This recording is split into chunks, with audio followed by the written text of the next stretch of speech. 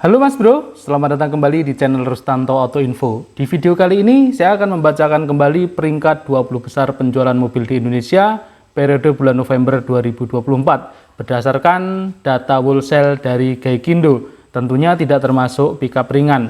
Di bulan November 2024 ini menurut saya ada yang menarik Mas Bro, yaitu terkait dengan kehadiran MPV listrik dari Cina. Nanti di akhir video akan saya sampaikan sesuatu yang menurut saya menarik terkait dengan kehadiran MPV Cina di Indonesia beberapa bulan terakhir.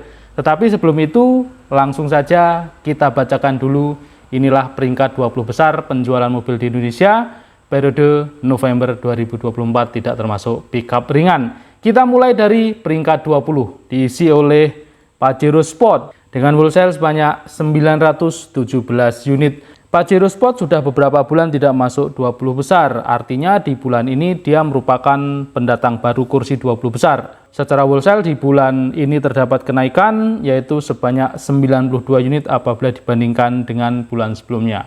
Kita masuk ke peringkat 19, diisi oleh Daihatsu Ayla dengan wholesale sebanyak 1.246 unit. Daihatsu Ayla di bulan ini mengalami penurunan 8 peringkat, yaitu dari peringkat 11 turun ke peringkat 19. Secara wholesale juga ada sedikit penurunan, yaitu sebanyak 370 unit apabila dibandingkan dengan bulan sebelumnya. Oke, kita masuk ke peringkat 18, diisi oleh Mitsubishi Triton dengan wholesale sebanyak 1.265 unit. Mitsubishi Triton juga sudah beberapa bulan tidak masuk 20 besar, artinya di bulan ini dia juga merupakan pendatang baru di kursi 20 besar. Secara wholesale ada sedikit kenaikan, yaitu sebanyak 375 unit apabila dibandingkan dengan bulan sebelumnya. Kita masuk ke peringkat 17, diisi oleh Daihatsu Grand Max dengan wholesale sebanyak 1.268 unit. Daihatsu Grand Max di bulan ini mengalami penurunan 7 peringkat, yaitu dari peringkat 10 turun ke peringkat 17. Secara wholesale juga terdapat penurunan yang lumayan banyak, yaitu sebanyak 478 unit apabila dibandingkan dengan bulan sebelumnya. Kita masuk ke peringkat 16, diisi oleh Suzuki XL7 dengan wholesale sebanyak 1.323 unit. Suzuki XL7 di bulan ini mengalami penurunan 2 peringkat, yaitu dari peringkat 14 turun ke peringkat 16. Secara wholesale juga ada penurunan sebanyak 45 unit apabila dibandingkan dengan bulan sebelumnya. Kita masuk ke peringkat 15, diisi oleh Toyota Fortuner dengan wholesale sebanyak 1.366 unit. Toyota Fortuner di bulan ini mengalami kenaikan 2 peringkat, yaitu dari peringkat 17 naik ke peringkat 15. Secara wholesale juga ada kenaikan sebanyak 254 unit apabila dibandingkan dengan bulan sebelumnya. Kita masuk ke peringkat 14, diisi oleh Daihatsu Terios dengan wholesale sebanyak 1.377 unit. Daihatsu Terios di bulan ini mengalami kenaikan 1 peringkat, yaitu dari peringkat 15 naik ke peringkat 14. Secara wholesale juga terdapat kenaikan sebanyak 20 unit apabila dibandingkan dengan bulan sebelumnya. Kita masuk ke peringkat 13 Mas Bro, diisi oleh Toyota Rise dengan wholesale sebanyak 1.394 unit. Toyota Rise di bulan ini mengalami kenaikan 7 peringkat, yaitu dari peringkat 20 naik ke peringkat 13. Secara wholesale juga terdapat kenaikan, yaitu sebanyak 334 unit apabila dibandingkan dengan bulan sebelumnya. Kita masuk ke peringkat 12, diisi oleh Mitsubishi Xpander dengan wholesale sebanyak 1.421 unit. Mitsubishi Xpander di bulan ini mengalami kenaikan 1 peringkat, yaitu dari peringkat 13 naik ke peringkat 12. Tetapi secara wholesale Mitsubishi Xpander di bulan ini mengalami penurunan, yaitu sebanyak 122 unit apabila dibandingkan dengan bulan sebelumnya. Kita masuk ke peringkat 11, diisi oleh sang compact SUV sakti dari Honda HR-V, tahan gempur, tahan serangan dari kompetitor Mas Bro ya, karena ada beberapa kompetitor yang mencoba merebut pasar HR-V tetapi sejauh ini masih belum berhasil. Tidak mudah merobohkan eksistensi HR-V. Di bulan ini HR-V menorehkan angka wholesale sebanyak 1.480 unit. Secara peringkat di bulan ini HRV mengalami penurunan peringkat, yaitu dari peringkat 9 turun ke peringkat 11. Secara wholesale juga terdapat penurunan sebanyak 361 unit. Ya, luar biasa ya, Honda HR-V masih belum tergempur oleh Mitsubishi X-Force, masih belum tergempur oleh Yaris Cross. Dia tetap eksis di 20 besar untuk kelas compact SUV. Oke, kita masuk ke 10 besar Mas Bro. Kita awali dari peringkat 10. Diisi oleh Toyota Agya dengan wholesale sebanyak 1.575. Toyota Agya di bulan ini mengalami kenaikan 2 peringkat, yaitu dari peringkat 12 naik ke peringkat 10. Secara wholesale juga terdapat kenaikan, yaitu sebanyak 15 unit dari bulan sebelumnya. Oke, kita masuk ke peringkat 9. Ini yang menarik Mas Bro. Diisi oleh BYD M6 dengan wholesale sebanyak 1.770 unit. BYD M6 sudah 2 bulan nongkrong di peringkat 20 besar semenjak peluncurannya beberapa bulan lalu Mas Bro ya. Dan ini menurut saya luar biasa. Sebuah ancaman yang tidak bisa dipandang sebelah mata oleh kelas MPV, low MPV ya, khususnya di Indonesia Mas Bro. Karena BYD seperti yang kita ketahui ya, dia menawarkan build quality, menawarkan fitur, dan menawarkan harga yang sangat kompetitif. Walaupun di bulan ini BYD M6 mengalami penurunan 1 peringkat, yaitu dari peringkat 8 turun ke peringkat 9, dan secara wholesale juga terdapat penurunan sebanyak 96 unit apabila dibandingkan dengan bulan sebelumnya. Tetapi menurut saya MPV ataupun lebih general lagi mobil listrik dari Cina saat ini sudah tidak bisa dipandang sebelah mata. Menariknya di mana? Nanti kita bahas di akhir video Mas Bro. Kita lanjut dulu ke peringkat 8. Oke, peringkat 8 diisi oleh Honda WR-V dengan wholesale sebanyak 1.784 unit. Honda WR-V di bulan ini mengalami kenaikan 8 peringkat, yaitu dari peringkat 16 naik ke peringkat 8. Secara wholesale juga mengalami kenaikan, yaitu sebanyak 489 unit apabila dibandingkan dengan bulan sebelumnya. Kita masuk ke peringkat 7, diisi oleh Daihatsu Sigra dengan wholesale sebanyak 2.071 unit. Daihatsu Sigra di bulan ini agak sedikit luar biasa dari bulan sebelum-sebelumnya Mas Bro ya. Luar biasa di sini maksudnya bukan luar biasa bagus ya, tapi penurunannya sedikit luar biasa Mas Bro. Karena biasanya Daihatsu Sigra dia nongkrong di 5 besar atau lebih seringnya itu di 3 besar. Dan di bulan ini dia nongkrong di peringkat 7. Ada apa nih kira-kira? Apakah minat masyarakat terhadap Sigra sudah mulai turun atau Daihatsu sedang mempersiapkan facelift atau generasi terbarunya dari Sigra? Biasanya kalau penurunannya cukup jauh, kemungkinannya 2 itu Mas Bro. Jadi kita lihat nextnya seperti apa si Daihatsu Sigra ini. Secara wholesale di bulan ini juga mengalami penurunan yang luar biasa juga, yaitu turun sebanyak 2.021 unit apabila dibandingkan dengan bulan sebelumnya. Cukup menarik untuk kita lihat bulan-bulan berikutnya seperti apa kiprah si Sigra ini. Apakah disiapkan penerusnya atau memang secara selera sudah mengalami penurunan. Oke, kita lanjut ke peringkat 6 Mas Bro. Diisi oleh Toyota Rush dengan wholesale sebanyak 2.152 unit. Toyota Rush sudah beberapa bulan tidak tergeserkan dari peringkat 6. Artinya secara peringkat dia tidak bergerak dari peringkat 6 Mas Bro ya. Tetapi di bulan ini dia harus mengalami penurunan wholesale sebanyak 586 unit apabila dibandingkan dengan bulan sebelumnya.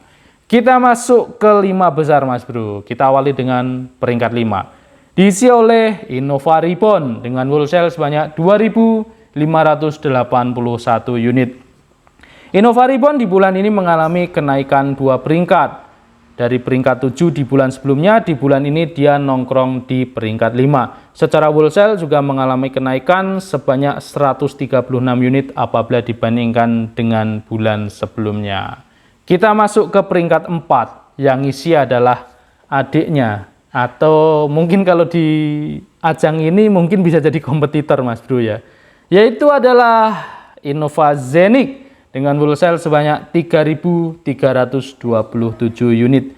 Innova Zenix di bulan ini mengalami kenaikan satu peringkat, yaitu dari peringkat 5 naik ke peringkat 4. Sama ya dengan saudaranya tadi, dia juga mengalami kenaikan peringkat. Kompak Innova Zenix juga mengalami kenaikan peringkat dan kenaikan wholesale. Secara wholesale dia naik 79 unit apabila dibandingkan dengan bulan sebelumnya.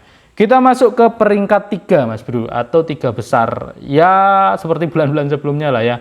Di area ini, di area 3 besar ini menurut saya sudah area yang kurang menarik lah ya, karena isinya itu saja. Tapi nggak apa-apa, kita buka peringkat 3, diisi oleh Toyota Calya dengan wholesale sebanyak 3.932 unit.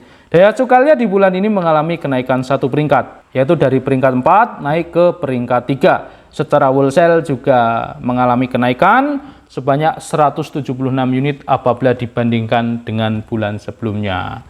Kita masuk ke runner up Mas Bro. Siapa coba? Siapa yang dak-dikduk menantikan runner up? Kalau saya biasa saja, karena isi runner up-nya tetap sama, yaitu Honda Brio dengan wholesale sebanyak 4.538 unit. Honda Brio sudah beberapa bulan tidak tergeserkan dari peringkat 2 Mas Bro ya, tetapi di bulan ini dia mengalami kenaikan wholesale sebanyak 154 unit. Ya bagaimanapun juga luar biasa untuk Honda Brio ya. Sampai dengan hari ini masih menjadi idola masyarakat untuk kelas LCGC dan City Car. Oke, kita masuk ke peringkat 1. Siapa nih kira-kira? Saya yakin sudah bisa nebak ya. Siapa sih yang biasanya muncul tapi belum muncul? Ya, peringkat 1 masih sama dengan bulan-bulan sebelumnya, yaitu mobil yang pastinya sering kita lihat di jalan ya. Peringkat 1 diisi oleh Toyota Avanza dengan wholesale sebanyak 5.964 unit.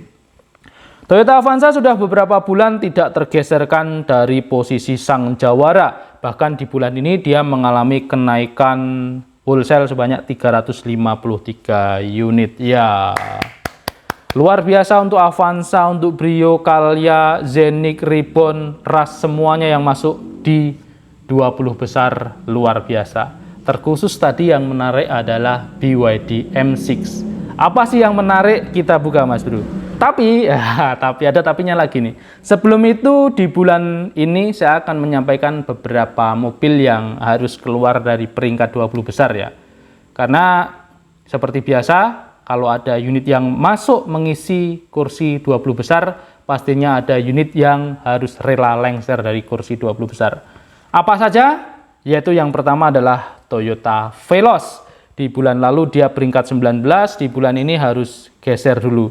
Biasanya Veloz ini termasuk yang sustain ya, duduk di 20 besar. Tapi di bulan ini minggir dulu Veloz, gantian sama yang lain. Dan unit yang kedua adalah Toyota Hilux. Di bulan sebelumnya dia peringkat 18, di bulan ini juga harus minggir dulu, geser sama Triton ya. Tadi di kelas double cabin ada Triton yang masuk di 20 besar. Oke, yang menarik dari M6 adalah ini Mas Bro. Jadi kalau kita mencoba mereview bulan ini, bulan sebelumnya, dan bulan-bulan sebelumnya, itu menurut saya ada sedikit penurunan tren penjualan kelas low MPV dan low SUV. Kenapa low MPV dan low SUV di sini saya gabung? Karena menurut saya itu adalah segmen yang dekat Mas Bro ya. Walaupun itu segmen yang berbeda, tapi menurut saya dekat antara low SUV dan low MPV. Sebagai contoh yang baru saja saya bacakan, Veloz harus keluar. Di bulan sebelumnya BRV harus keluar. Di bulan sebelum-sebelumnya lagi ada Xpander Cross yang harus keluar. Dan di bulan sebelumnya lagi ada Xenia yang harus keluar. Mobil-mobil ini adalah mobil-mobil yang menjadi andalan atau sebelumnya sustain di kursi 20 besar. Apakah ini pengaruh dari M6 atau memang selera masyarakat beralih ke model unit yang lain? Kita tidak tahu, tapi seperti tadi saya sampaikan, M6 atau BYD atau khususnya mobil listrik dari Cina tidak bisa dipandang sebelah mata. Ini tentunya menarik buat kita para konsumen Mas Bro ya. Mereka berlomba-lomba memberikan harga yang bagus, berlomba-lomba memberikan fitur yang bagus, berlomba-lomba memberikan jaminan purna jual yang menjanjikan atau yang bagus. Kita sebagai konsumen tinggal memilih mana yang paling worth it, mana yang paling sesuai dengan selera kita. Karena kalau kita mencoba flashback ke tahun mungkin 10 tahun atau 20 tahun yang lalu Mas Bro ya, namanya perubahan mobil itu tidak terlalu cepat seperti sekarang ya. Sebagai contoh ya Avanza sajalah. Avanza generasi pertama itu dia berubah ke generasi kedua itu cukup lama. Dan mobil-mobil yang lain gambarannya kurang lebih seperti itu.